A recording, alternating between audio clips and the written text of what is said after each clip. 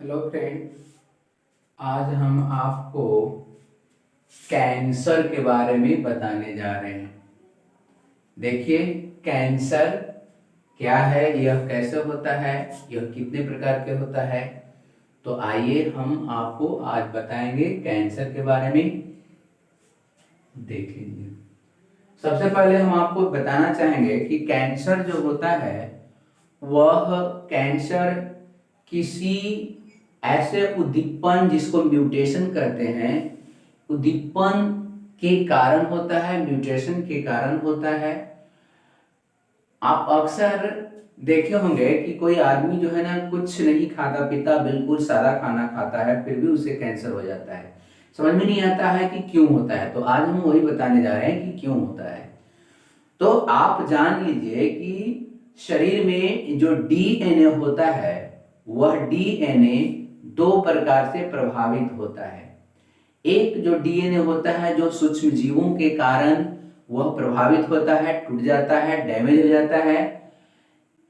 तो ऐसे सूक्ष्म जीवों और मतलब सूक्ष्म जीवों के कारण जब डीएनए आपको प्रभावित होता है या टूट जाता है तो ऐसे डीएनए को रिपेयर किया जाता है या वह फिर रिपेयर हो जाता है, फिर से वह ठीक हो जाता है। किंतु यदि वह किसी म्यूटाजीन अर्थात म्यूटेशन करने वाले जीन के कारण या फिर आप इन्वायरमेंटल कारक के कारण अगर जीन डैमेज हो जाता है तो ऐसे जीन को रिपेयर करना, फिर से निर्माण करना मुश्किल हो जाता है। जैसे आप देख लीजिए, यूवी किरण होता है, अल्ट्रावायलेट किरण जिसको कहते हैं, धुआं, आकाश में धुआं होता है, या फिर सिगरेट हम लोग पीते हैं तो सिगरेट के धुआं से भी म्यूटेशन की क्रिया होती है और वह जो सेल होता है लगातार वृद्धि करने लगता है, उसके अंदर का डीएनए जो होता है डैमेज हो जाता है। ऐसे घटनाओं को ही हम कहते हैं ऑन्कोजीन। ध्यान दीजिए, ऐसे घटनाओं को ही हम कहते हैं ऑन्कोजीन, यानी सिगरेट के धुआं या वातावरण की धुआं जो होती है यह सेल में उपस्थित डीएनए को डैमेज कर देता है। तब हम उसको कहते हैं कि वह ऑन्कोजीन हो गया, अर्थात एक प्रकार का कैंसर समझिए।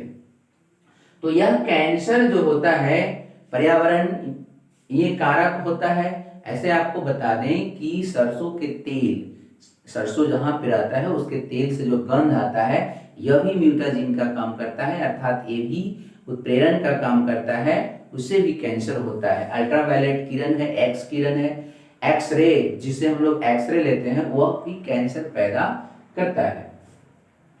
तो आइए हम जानते हैं कैंसर जो ऑन्कोजीन होता है वह कितने प्रकार के होता है। ऑन्कोजीन होता है वह दो प्रकार के होता है। एक को कहते हैं बिनाइन ट्यूमर और दूसरा को कहते हैं मैलिग्नेंट ट्यूमर। बेनाइन ट्यूमर जो होता है वह सेल के अनियंत्रित डिवीजन से होता है, पर वह जिस स्थान पर सेल का डिवीजन होता है अर्थात टूटता है और एक से हजारों सेल बन जाता है, वह उसी स्थान पर रहता है, वह पूरे शरीर में फैलता नहीं है। वह जिस स्थान पर म्यूटेशन की क्रिया होती है वहीं पे बना रहता है। तो यह खतरनाक तो नहीं है, बट अच्छा भी नहीं कर सकते, क्योंकि यही cancer benign tumour brain tumour होता है। वह ब्रेन में डेवलप कर करके बहुत सारे एक सेल अनेक सेल बन जाता है और एक गांठ जैसा रचना बना देता है। तो इस तरह से ब्रेन ट्यूमर एक बेनाइन ट्यूमर कर सकते हैं। दूसरा है मासा। मासा अगर किसी को है तो वह भी एक बिनाइन ट्यूमर ही है। मासा किस कारण से होता है? वह भी म्यूटेशन से होता है। जब किसी अल्ट्रावायलेट किरण या किसी कारण से किसी सेल के ऊपर पड़ता है तो वहां का सेल अनियंत्रित ढंग से विखंडन होना शुरू हो जाता है और वह अपने स्थान पर ऊंचा हो जाता है, सेलों का ढेर लग जाता है, जिसके कारण वह स्थान जो है बाकी सभी अंग से वह अलग हो जाता है या वहां पे ऊंचा हो जाता है, जिसे हम मासा कहते हैं। तो मासा और ब्रेन ट्यूमर को हम बेनाइन ट्यूमर कह सकते हैं, यानी यह इस तरह का कैंसर होता है। दूसरा होता है मैलिग्नेंट ट्यूमर। ये खतरनाक होता है। यह जिस स्थान पर उत्पन्न होता है, यानी जो सेल म्यूटेट हो जाता है, 1 से 2, 2 से 4 यानी डिवीजन होने लगता है, उसे एक से ज्यादा वृद्धि होने लगता है, तो वह उसी स्थान पर न रह कर करके शरीर के बगल वाले सेल को भी प्रभावित कर देता है। वह अपने बगल वाले सेल को प्रभावित करता है। इस तरह से वह पूरे शरीर में सेल को इफेक्टेड करता है और पूरे सेल में अनियंत्रित ढंग से विभाजन होना शुरू हो जाता है, तो पूरे शरीर का सेल प्रभावित हो जाता है। ऐसे कैंसर को मैलिग्नेंट ट्यूमर कहते हैं। चलिए, इतना समझ में आ गया होगा। तो मैलिग्नेंट ट्यूमर जो होता है यह कई प्रकार का होता है। यहाँ पे टाइप ऑफ कैंसर लिखा हुआ है, कैंसर के प्रकार। यहाँ देखिए, कैंसर जो होता है 10 तरह के होता है। पहला कैंसर को कहते हैं एडोमा, एडनोमा, यानी यह कैंसर जो होता है यह आपको हार्मोन्स सेक्रेटिंग सेल में होता है। यानी एडोर्मा जो होता है यह आपको हार्मोन, जहां जहां से हार्मोन व्यक्ति में रिलीज होता है, जैसे मस्तिष्क से रिलीज होता है, गला से थायराइड ग्रंथि होता है, पेंक्रियाज से रिलीज होता है, वृषण से होता है, ओवरी से होता है। तो जहां जहां से हार्मोन का मतलब स्राव होता है, वहां पे जब कैंसर होता है तो उसको एडोमा कहते हैं। तो ये हो गया आपका। दूसरा है कार्सिनोमा। कार्सिनोमा जो होता है वह इपिथेलियल टिश्यू, इपिथेलियम टिश्यू के नाम सुने होंगे।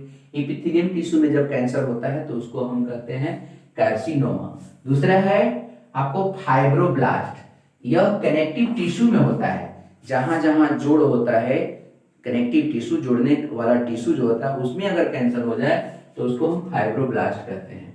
इसी प्रकार के कनेक्टिव टिश्यू में एक और कैंसर होता है, उसका नाम है फाइब्रोपैपिलोमा।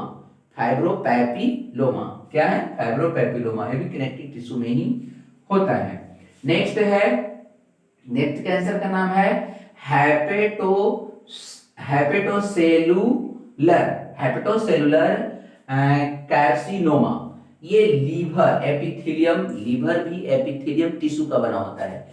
तो उस एपिथेलियम टिश्यू, लीवर वाला एपिथेलियम टिश्यू में अगर कैंसर होता है तो हम उसको कहते हैं हेप्टोसेलुलर कार्सिनोमा।